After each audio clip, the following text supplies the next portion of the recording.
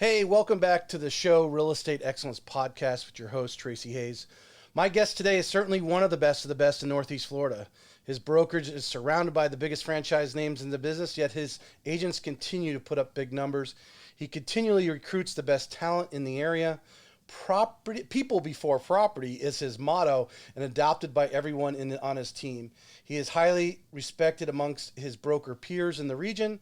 As a leader of the Round Table Realty, he focuses on his agents with relentless support. Welcome, Howard Flaschen, broker owner of Round Table Realty. Howard, welcome. Oh, thank you for having me. I appreciate it. I'm honored to have you come over today. In your busy schedule, as I'm sure it is here, being closing in the last few days of the month of July, and as we know, the last week get hectic. So to be able to get some time with you is honored. So I just want to start off, as I start off all of my shows, is just, hey, who is Howard? Where were you born? Where'd you grow up? Let's talk about, hey, where'd you go to high school? So I was born in South Florida, but really all I remember is Northeast Florida. Grew up here, attended Mandarin High School, the Mustangs. Traveled around a bit and determined that I was going to follow in the family's footsteps into real estate with one of my best friends. And we started working for a home builder, a small mom and pop home builder here in town, and really, really enjoyed it. My father worked there, and we really, that was basically the start of a people before property mindset. Working for a small builder, really taking care of people. They were bought by a national home builder, and then we kind of flipped around and saw what it was like to work for huge, monolithic, bureaucratic, corporate entity with quarterly earnings. Right. And fought our way through that, and then decided at some point in time that we were going to go into general real estate. And really, honestly, to be fair, interviewed at many different brokerages about where to start, and they were all really, really outdated. The tech stack was outdated. The philosophies were outdated. Even the branding was outdated. This is early 2000s, if I'm not mistaken, from your LinkedIn. Yeah. And so we just decided, look, we're going to have to do this on our own. Right. And literally two guys at a dining room table going through all the different tech options, all the different things that were available, and launched. And 11 years later, we're one of the top 10 brokerages in Northeast Florida. To not jump too far ahead, but you mentioned something there that triggered a question. I mean, how, and I don't think I've ever asked this with some of the other brokers and agents, how important is the technology today when you are looking at brokers like you were doing? I think it's one of the most important things. I mean, if you talk about it internally from support, agents are stressed constantly and frustrated, just like their buyers and sellers are in environments where the pendulum has swung so far to one side. But in their career, they have to have easy tech, easy to adopt, easy to put in place, easy to use. And so with a little bit of effort, they have to be able to have that sort of tech stack. And that allows them to be efficient, allows them to gain time back for their friends and their family. It allows them to be able to help people quickly get offers in or turn offers into sellers. And without the technology and without the ease of use and the support, honestly, we have a great trainer for that. Without the support, I feel like they're really hamstrung. Right. Yep. Now I'm gonna go back a little because you advanced very quickly in your timeline, but I'm gonna go back a little bit because you left this on your LinkedIn, which I see LinkedIn to me is everyone's resume. You did, if they pronounced the restaurant correctly, Biersch. Gordon Biersch. And you left on there, and obviously it seemed like you just got out of college. You were working there as a server. How is that experience? Because it wasn't like something you did for 4 months. You did it for years. Yeah.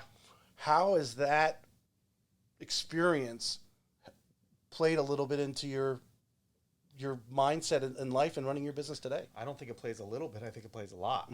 I think that there's no faster way for someone to learn a customer service, high intensity mindset than from waiting tables and serving.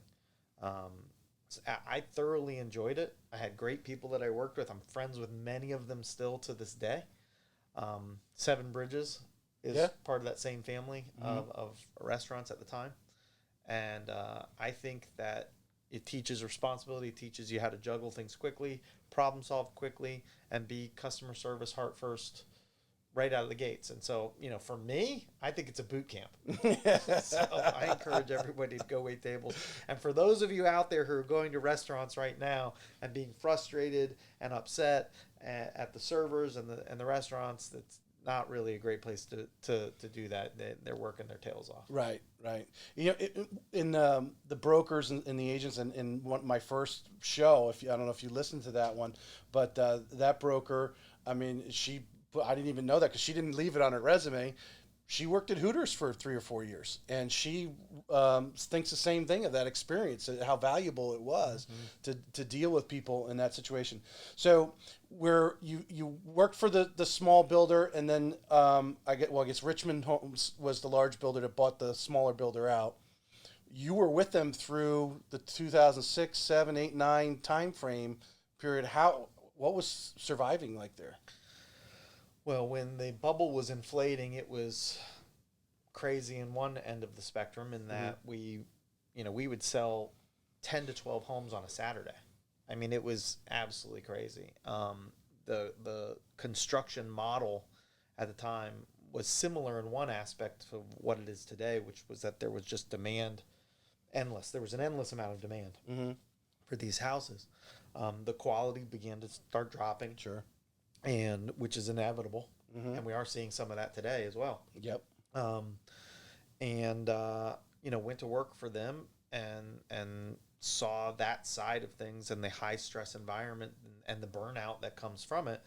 And then when things started to deflate, you start to see the other side of the spectrum as well, which is, they have monthly quotas and they've got demands that Wall Street is demanding for their stocks and their numbers and their revenue.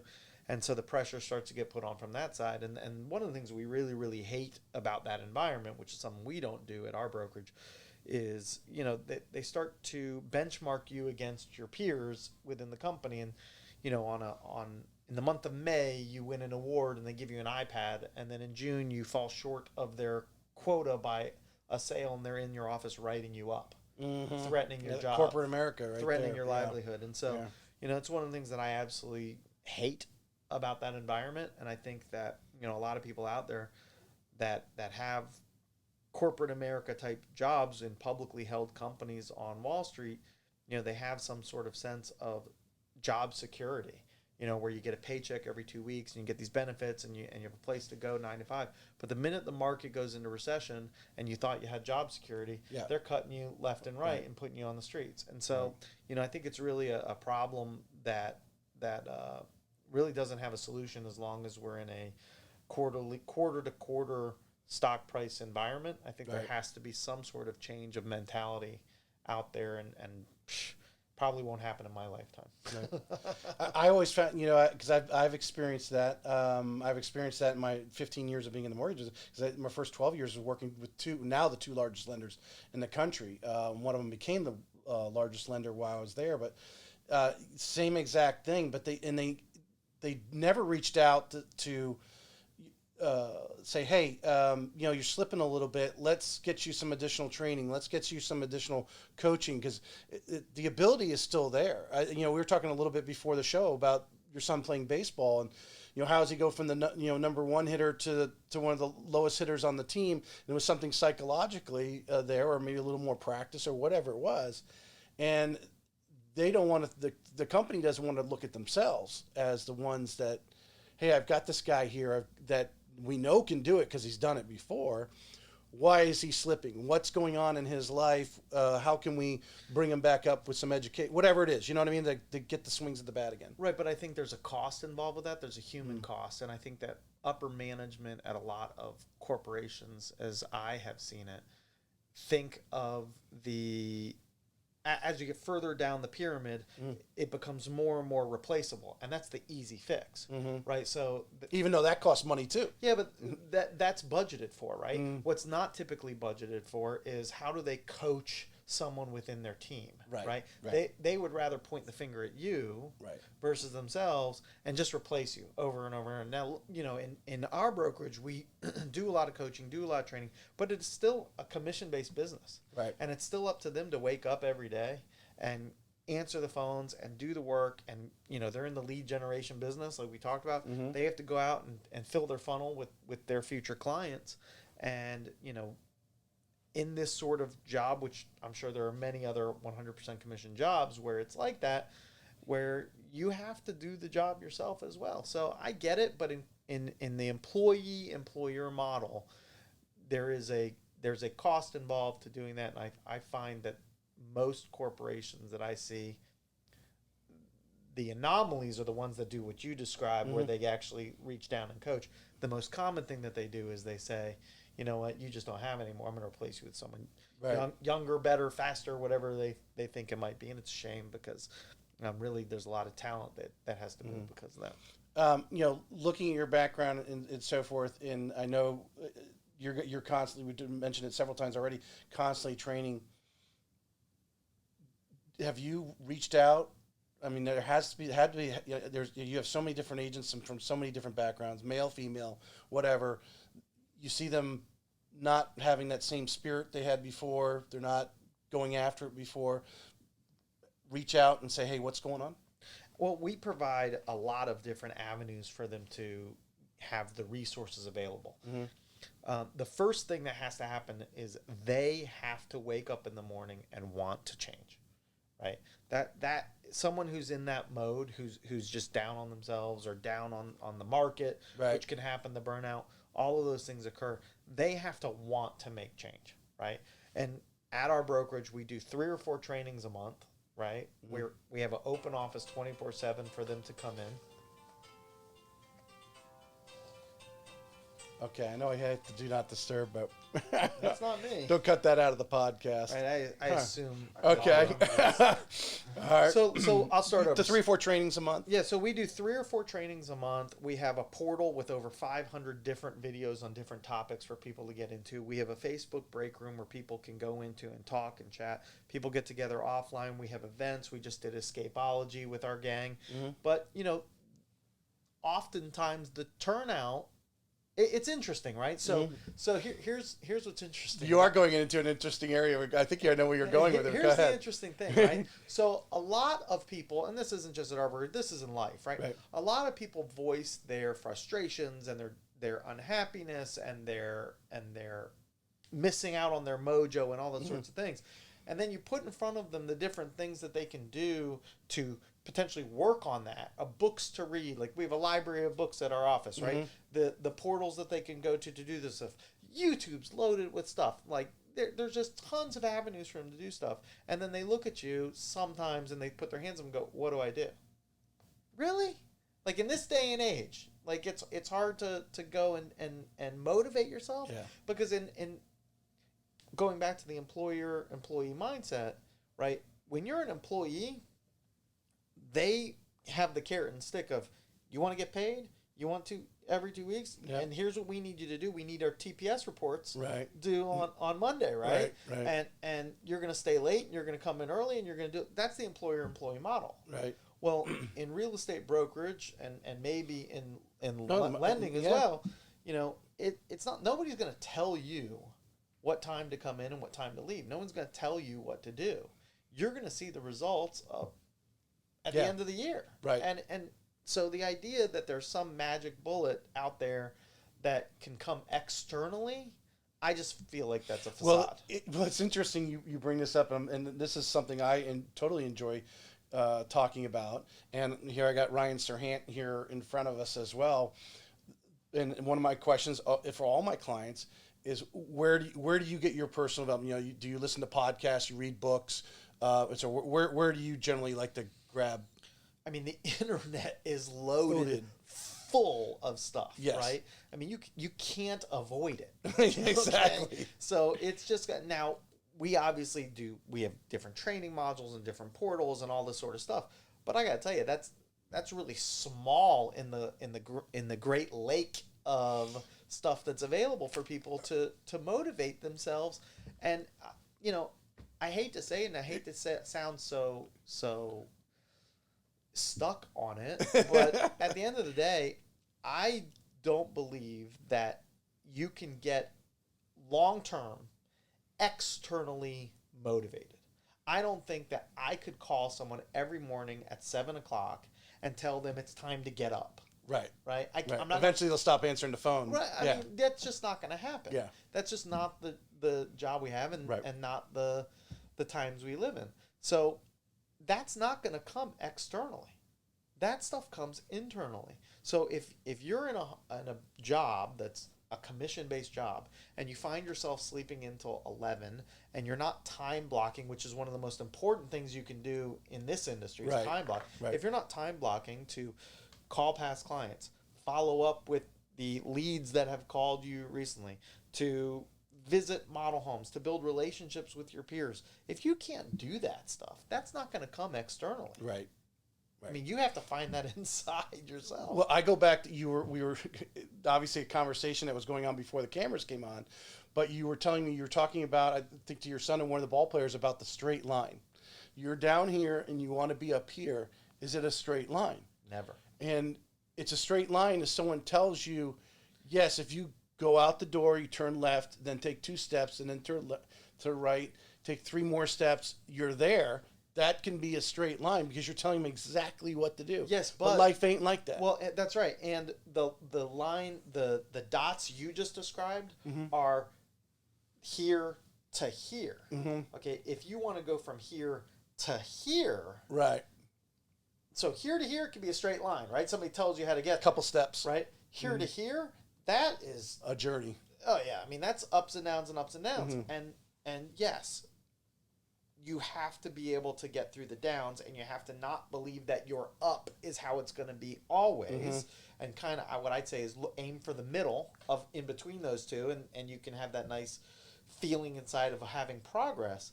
But again, going back to the question at hand, you can provide all of the external stuff imaginable. Right. We can go to the ale house and I can buy dinner for everyone, and that is fun for 3 hours. We can go to Escapology and have 2 hours of fun, right? I can provide 500 videos in a portal. I can provide hours upon hours of training. There's tons of things to do, right? But at the end of the day, if you don't wake up wanting to do the stuff and wanting to call your leads or follow the action plans or... Do you think they get overwhelmed? Because obviously there is a lot of stuff they can go after. You think they get overwhelmed because there's just too much stuff to do? They're like, I don't even know where to start. Well, that's the thing. I mean, do they get overwhelmed? And I'm talking about the industry as a whole, and I guess you could percolate that out into a lot more than just real estate. Perhaps they're overwhelmed, but the baseline to being overwhelmed may be so low that overwhelmed is nothing, right? I mean, just waking up and watching a podcast. You know, I have an amazing realtor that works with me. You know who it is, I think, Robert Adams. Robert Adams listens to Tom Ferry podcasts, reads articles. It's nonstop. His education, his self-driven education is off the charts.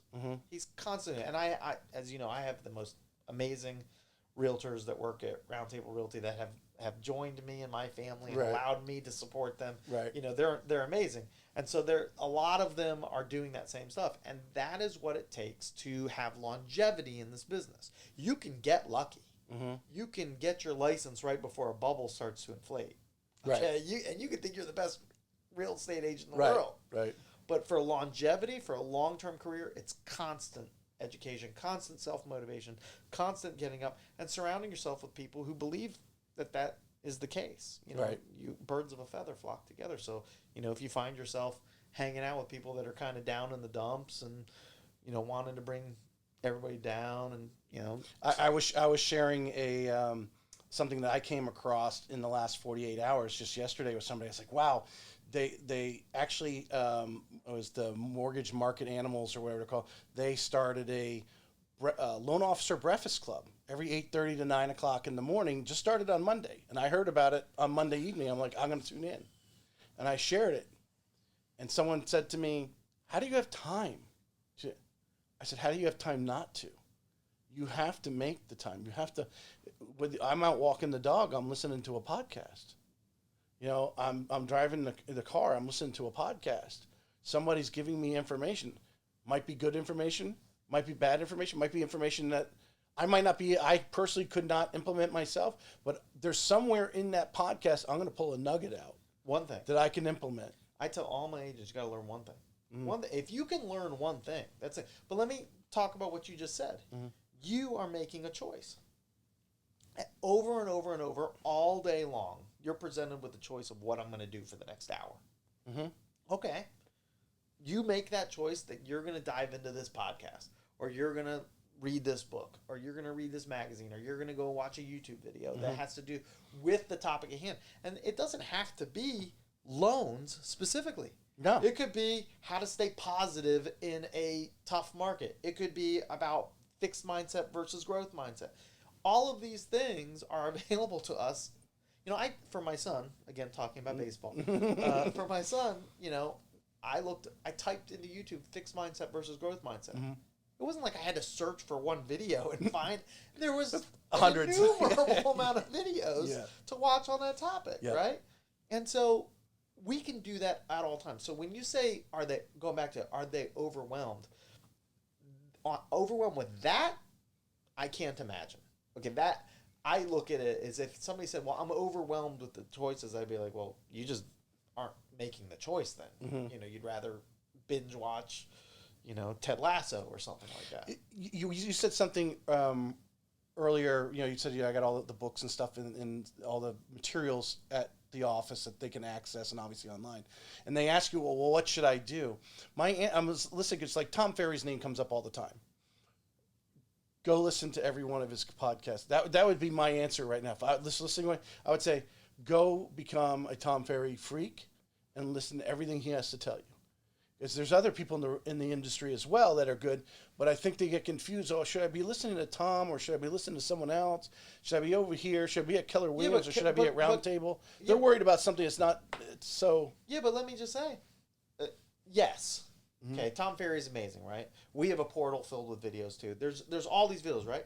I boil it down to do something. Yes. Right? Yes. Even if you watch someone and you're like, this was terrible. Okay, so you learned what not to do.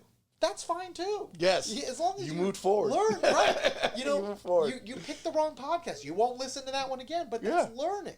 Doing something is something. The mortgage market animals, they have 3 podcasts, and I can't remember which one it was, but the one guy comes on every time and says, even doing something badly is still, is still good. Fail forward. Fail forward. If you're going to, obviously social media is a big thing. A lot of some agents have taken it by the reins and, to do a little video. It could be what's a good restaurant in town. I mean, if you watch the success stories, and I've told it on the podcast before. I was listening to a podcast interviewing a guy from Montana who did a video on moving to Montana because Californians want to move to Montana, and he does a video what it's like to live in Montana. Went viral. A couple million views when I saw it months ago. But everyone, what do I look like?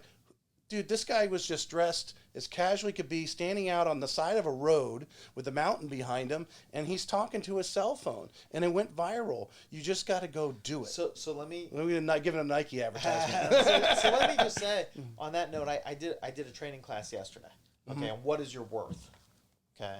This was an hour-long training on what are you worth. Are you worth less, or are you worth more, right? And one of the main points of this conversation was there's always going to be pushback from agents and lenders and from humans when you are trying to challenge the paradigm that they've been in.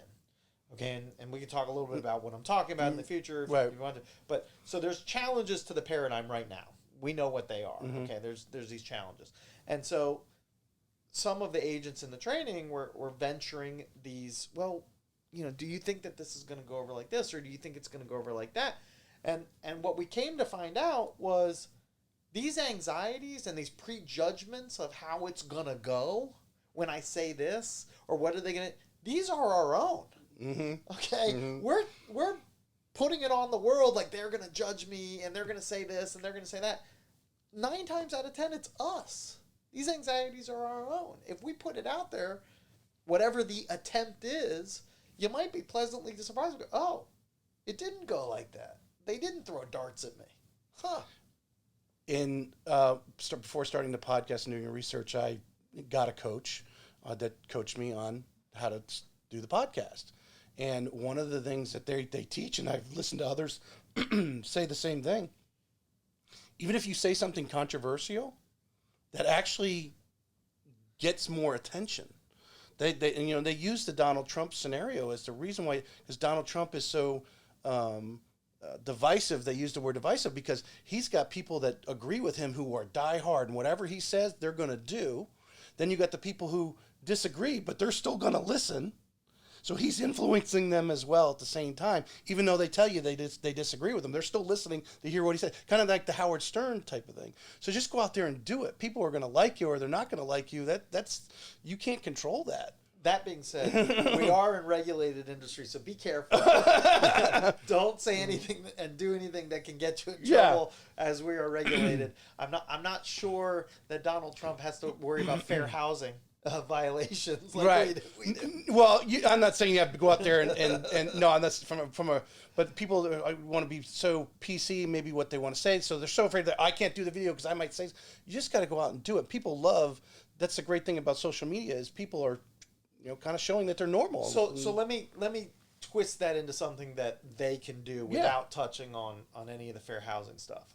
I think what you're saying is be authentic. Yes. Okay. Be you. If you can be you, and you're a good person, and you're not going to say something that's a fair housing violation, which if that's in your heart anyway, that's a problem. Right. Okay. But if you can be you and be authentic, and then take the chance, create the content, say the thing, right? Then people like that. Mm-hmm. I do. I want to know who you really are. When a new agent comes in and sits down with me, whether or not they're going to join us or not, I ask kind of atypical questions because I want to know who you are. And at first, when someone sits down with me, typically, they expect, what you would expect at a normal job interview, right? And really, they're interviewing you. I tell them all the time. That's the mindset they should have. When I call an agent and say, hey, I understand there's some changes going on at your brokerage. I don't know if you've been looking around, but when you do, I'd love you to include us in your interviews. That's what it is. And by the way, that is another shift in the paradigm because it's for decades been the brokerage that's interviewing the agent, okay, or the team. Right. And we're judging you. And there's a little bit of that, right? But it's really a marriage. You're interviewing me. Exactly. And Keith and Leslie and Aaron and my team, right, of support people. You're interviewing me to find out, am I going to give you myself, my authentic self, or am I going to put up a facade? Right. So I agree with that statement that in social media, in doing the things to put yourself out there, not being a secret agent, you got to be authentic. Give people yourself. Not almost. All of the agents at Round Table Realty are heart first agents. And we coined that phrase. I don't think it's trademarked, but heart first agents. Okay? And when they are authentically giving of themselves in a people before property mindset, I'm not really worried about the things they're going to say and do because it's coming from that place. Right. It makes my job easy. Mm-hmm. Well, you brought it up because that's one of my questions. Where did your people before property phrase come from? That's a great story. Betsy Sorrells is one of my family members, RTR agents.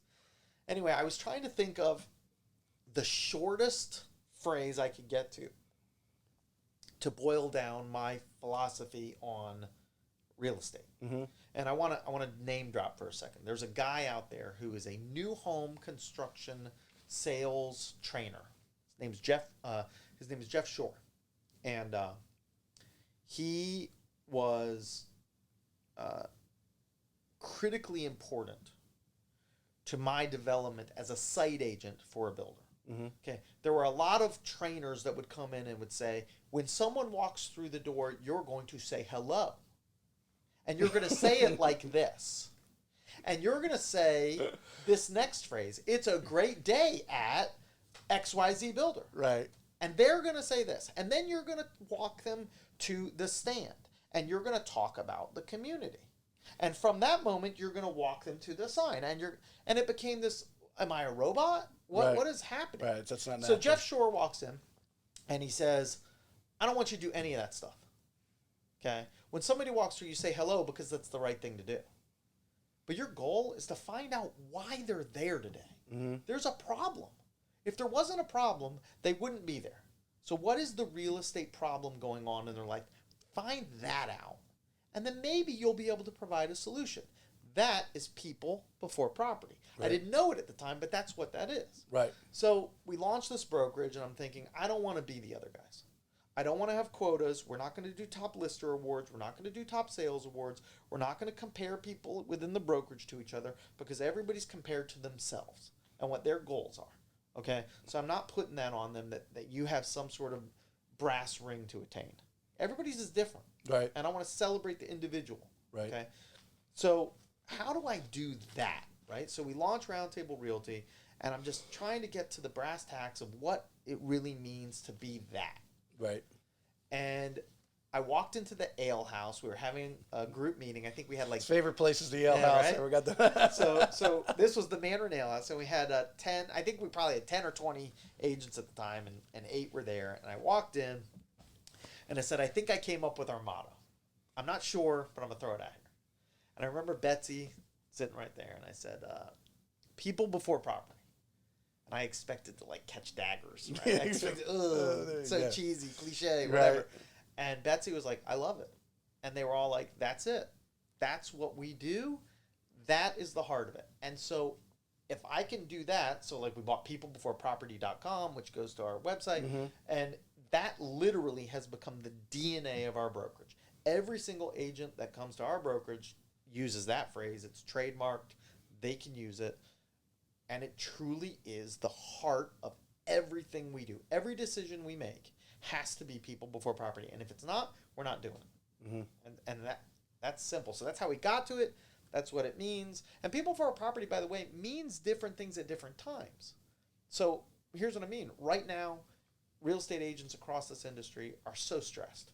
I know that the general public is like, this is the greatest market ever for realtors. I'm like, try driving around all day submitting 8 offers for a client, right, not winning any of the offers, and they're waiting for the phone call back from the listing agent. Right, and they're turning to you going, how did you fail us? Yeah. This is not an easy market at all. And so people before property can sometimes mean taking a week off for yourself, taking care of your mental health, leaning on your fellow RTR agents to help with a showing or an open house and that sort of thing. So people before property can be internal as well, taking care of yourself with your family and all of those sorts of things. Your personal development. Absolutely. Mm-hmm. All of this stuff is people first, mm-hmm.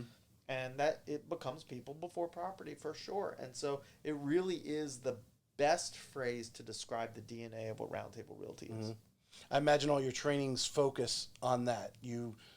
The trainings that you do tailor of how we just derive that from whether it's personal development. Bettering you is putting people before property. Yeah, so as part of it, is your trainings working in that direction as well? Don't get me wrong. There's some pretty specific trainings we have. Right. Like buyer engagement agreements. I mean, that's a really nuanced, specific training. I'm not certain that people before property is talked on that training, well, but everything we do from the ground up foundationally is people before property. Mm-hmm. And I mean, look, there have been agents that have interviewed us and we've interviewed them, and we got a sense that they weren't necessarily heart first or people before property in the same vein that we think of it. They might say they are, but in our way, we didn't think they were, and just it doesn't work, and they don't come around to it. I think it's again, I was listening to some recent podcasts here recently, and they were talking about the motivation of the dollar. They're just worried about what their dollar is going to be at the other end, and they forget about the long-term play of a one particular customer, for example. And they were talking about that customer, hopefully in a 4 to 5 year period, may be worth 4 or 5 deals for you, whether it's them, as a loan officer, maybe they refinance, but hopefully you're going to get 2 or 3 referrals with them over the course. So what is the life history and value of that customer? So yeah, at the end, it's money, but you've got to put the people before the property. You've got to do the relationship building, as we mentioned earlier in the show, the relationship building through that process, so that they're going to continue to feed you those leads you just so desperately want, the freebie referrals in future. So there's only one time where I think the money might need to be higher up in your conscience. And that's when you're starting off in a commission-based industry. Because if you don't have a runway to get the plane off the ground, I agree. Okay, so that's a problem. So you got to have a savings account to invest in yourself and get to where your business starts to take off. After that, I say forget about the money.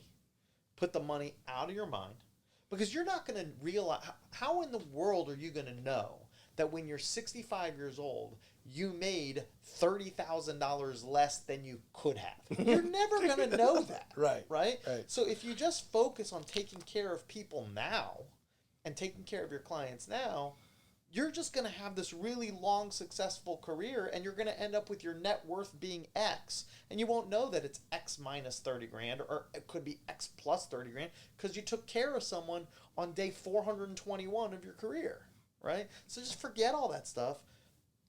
Take care of the people that are in front of you. Do your lead generation, be that in person, digital, whatever it may be. Do your follow-up, and lo and behold, fast forward 30 years and you're really happy with the way your life planned out, your family's planned out, your financial net worth, your financial security. And you're like, how did I get here? Yeah, well, focus on the day-to-day taking care of people. What motivates you every day to come in to Round Table Realty? This is going because I imagine everyone looks to you for the attitude of the day. So this right? is going to be a strength and a weakness. So I come in every day because I absolutely live for and adore my family of agents. I ride the waves of successes with them and pains with them. I love taking care of them. You could say in a weird way, I'm in love with my agents. I love what they're doing. The people before property mindset, single agency a lot of times. They're really, really working so hard to take care of people that I want to take care of them at a max. My wife would say, she totally agrees, that I sacrifice a lot to put them first. Right. But it's also a weakness in that I feel so much of the emotion that they feel too. Drain you a little bit. And it's very possible that other corporate brokerages, that they've figured out a way to segregate that from themselves. You know, maybe they're just recruiters and they're not necessarily doing, they've passed the management off to like somebody else, and they don't really ride those emotional waves with them. I have not figured that out, and I don't think I'm going to. I think I am who I am. That's what makes your brokerage you. I mean, that's why you went on your own. One of the reasons, and so with Keith and myself and Leslie and Aaron and Liz, I love answering their phone calls. When they call me and they say, a lot of times my agent call and they call me at 8 o'clock at night, 9 o'clock at night, whatever, or they'll text me and they'll lead with, "I'm so sorry to call you," and I'm like, I always say, do not apologize. Right. I love it. When they say I got a question, my answer is great.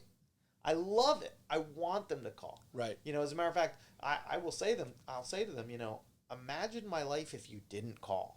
That would be awful. First of all, you're still going to call. It's just going to be when the fire's an inferno. Right? I would rather you call up front and I get to talk to you and I get to help. That's what I want to do. Right. Make it a smooth and pleasant experience. Yeah. So now you're probably getting calls with the current market conditions, and making that offer and structuring that offer is extremely important with these 15, 20 offers that some of these homes are getting. What are some of the tactics that you're using, your experience, and making sure that you get the best foot forward when they submit that offer?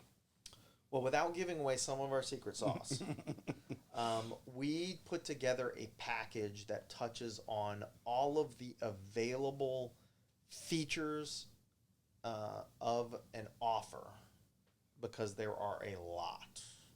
There's a lot of variables that can be controlled and presented, and how they get presented. Yes. And we have a lot of shared knowledge at our brokerage, and some training and some marketing materials that help get that offer to the fore.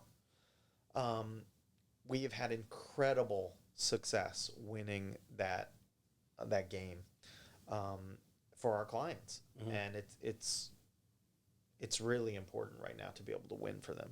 They need it so bad, and we do some things that are different than other brokerages, and we win a greater percentage of times than others. Do you, because you have some, and I've had one of them on here, Jennifer, only been in the business a couple of years. They weren't here in 2008, so they don't know what it's like to go from lean to great. Even the market's great.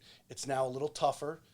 An experienced agent, you would think, knows what to do, but they don't necessarily know what to do they, in this market? Well, and a lot of times an experienced agent might not have educated themselves, because, right, so there's an influx or an injection of education in the beginning, right? You're learning so much, right? But eventually you get successful, and maybe you've been doing this kind of plateau out. Right, you've been doing this 10 years, 11 years. I'll give you a great example of one of our agents who's been doing this a long time, Erica Jollis. And I think you know Erica Jollis. She's an incredible agent. I mean, first of all, she's a great mom, great wife, great friend, and she's an incredible realtor. And she has exemplified the opposite of what I'm talking about. She's constantly learning, constantly trying. She'll venture, I have some anxiety about that new stuff, but I want to hear more about it. I want to try more. Right. That's the opposite. There are some agents out there that have been doing it so long that, it's hard to learn a new trick. And I think that they're doing a disservice, not just to themselves, but potentially to their customers. And I think that that's something that we strive to do. I mean, in my training yesterday, I had very educated agents in there who are looking at some real changes to the paradigm, but they're there and they're learning and they're seeing it. And we record all of our trainings. We put them up so people can watch them later. They can't make it, right? Yeah, and so even when the market is changing as rapidly as it has been, we're still trying to stay on the fore, and that goes with veteran agents as well, trying to learn that stuff. I was listening to a podcast. Yes, you were talking about, and this could go on for whether it's a loan officer or a real estate agent. Our value, because you can make good money in this business, in the real estate industry. There's no doubt you can make a very good living, but we have that because of the changes. If there wasn't changes, they'd eventually technology us out. But because people are different on your end from the real estate agent end, there's different compliance stuff and everything from our side and guidelines from the loan. Those are constantly changing. If we didn't have change, our value would be lowered. But because there's change, they need an expert. They need that person that's in the business that is staying in front of it. Well, specifically for Florida, one of the changes that happened 15 to 20 years ago that makes my real estate agents more valuable to the general public is the state went to a default transaction broker status. And I don't know if you're familiar with this. This is agency law. So this applies to real estate agents. So transaction brokers in the state of Florida don't actually work for you. Right. You think I'm your realtor, but as a transaction broker, I'm just a glorified mediator. I'm taking your offer, whatever you want to offer, and I'm sending it over, and the transaction broker on the side is presenting it, and they're not supposed to influence anything. We're just a mediator, right? But that diminished the value of a real estate agent. When my grandfather owned a brokerage, single agency was the default. Okay? Now, as a single agent, like an attorney or a CPA or that, you're hiring them on your team to be your guy. I'm a fiduciary. Yeah. Okay, I'm a fiduciary to you. I have to put your needs in front of my own. This is in Florida statute, and I have to do these things. So at my brokerage, we practice or are able to practice single agency for the right scenario, right? So that I can call you my client, and I have to be obedient to your needs. I have to have loyalty to Share you. your expertise, Absolutely. coach them on how to make the offer. I have to disclose everything to you. It blows me away that, and a lot of people don't know this, but as a transaction broker, if you, let's say you want to make an offer on a home of 200,000, right? It's listed for 250, which you're never going to win that house. But let's just say you want to make an offer of 200 on a house that's listed for 250, okay? And the agent on the other side, before I present the offer, tells me, hey, Howard, can you get Tracy to make an offer on this house? Because my seller said they'll take 180. Okay? I'm not allowed to share that with you. I can't tell you that they'll take 180. Right. Because now I'm liable to the seller for the 20 grand they lost. So is the other agent. We're both on the hook. We both committed the violation of expressing that he would take less. But if I'm your single agent and I'm holding your offer of 200,000, and he calls me and tells me, he'll take 180, well, I go, oh, thank you very much. As a single agent, I have to tell you, or else I'm liable to you. For the overpayment. Which I think the average person walks up would think that's the way it's supposed to be. So the average member of the general public thinks we're default single agents. They have no idea that if you hired me, that I'm actually just a transaction broker, limited liability, limited representation, hands off. They don't know that. In my opinion, it's one of the biggest fake outs in the entire industry, and it's diminished our value. So you know what ends up happening? I'll tell you what ends up happening for real. In the real world, what ends up happening is most of these transaction brokers are dabbling and playing around and doing single agency type stuff. Right? But they're just doing it without the correct paperwork, without creating that relationship in writing, and they're not doing that correctly. And then when they get called to the carpet and they get in trouble for it, they're going to be like, oh, I didn't know. And so we do it the right way. I'm with you. I'm gonna call you back, Howard, because I know your knowledge, your experience, and you're willing to express it is huge. So I'm gonna bring you back. I'm gonna wrap up the show here because we're running a little long, but I'm gonna go into my 2-minute warning questions. Okay. I officiate a little football, but we're gonna have you back on and give much because you have a lot of knowledge, and we don't have to go back to the background of that you went to Mandarin High. We could just start right into the good stuff. I think what you're saying is I'm long-winded. I agree. Is it more important of who you know or what you know? What you know. I would disagree with that. Okay. I think the who obviously who you know can lead to what you know. Okay. But I think the relationships I think are more important. Okay. But that's we could talk about that on another time. But I always think that's a good question. I stole that from another podcast. All right. Now you have on you have independents and you have some teams on in Round Table Realty. Yeah. Without them, let's say they're not listening right now. Which do you prefer to work with? I have no preference. It depends on the individual. It depends on the team.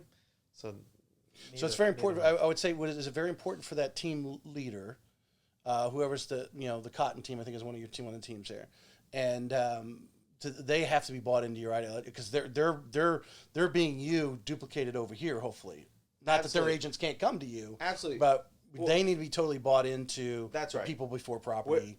We have told some agents in the past that they're not ready to run teams, and there are some people that just get it. And the cotton team, who's a recent convert over to Round Table Realty this year, they get people before property, but so do the individuals. I mean, Robert Adams gets people before property, so does Erica, so does Wendy, who just came over. You meet these people, you go, you're people before property, for sure, heart first, and so it's not really a preference. There's advantages to being on a team, because you have instant access to somebody who's, you get 2 layers of mentorship. Right. Where an individual maybe isn't getting that. And in addition, on teams, typically the team leads are investing in you, getting you leads, and holding you accountable. That's not really our setup. I'm not calling people, like I said, at 8 o'clock in the morning telling you to wake up. Right. You're out looking for a sporting event. Jumbo Shrimp or the Jaguars? Well, Jaguars, because it's the NFL. Training camp starts today, actually. Professional sport. But I love baseball. The Shrimp's a good experience. A lot cheaper. Listen, right, but there's only, there's 7 home games? right? 7 regular season. Oh, the home Jaguars. games. Oh, yeah, yeah. So yeah. if you get an a couple opportunity, preseason, right? yeah. So if you get an opportunity to go to one or the other, you know, if Dreamfinders wants to take me to a Jaguar game, I'm always going to say yes. And for those, because a lot of, I know all your agents are registered with NEFAR. Yeah. They're having their RPAC auction Friday night. Yep. Jet Home Loans and our builder here, Dreamfinders, has donated 2 club seat tickets to be auctioned off Friday night. So you can go online to NEFAR and go and get into that RPAC auction and make a bid because we put Sold. make a bid there. What's on your travel bucket list? My travel bucket list is to do a Mediterranean cruise with my wife and any friends who want to go. I'm really excited about doing that in the next couple of years. Excellent. If you could sit down with anyone, past or present, I mean, Genghis Khan forward, who would that be? Sit down and actually talk to him for an hour.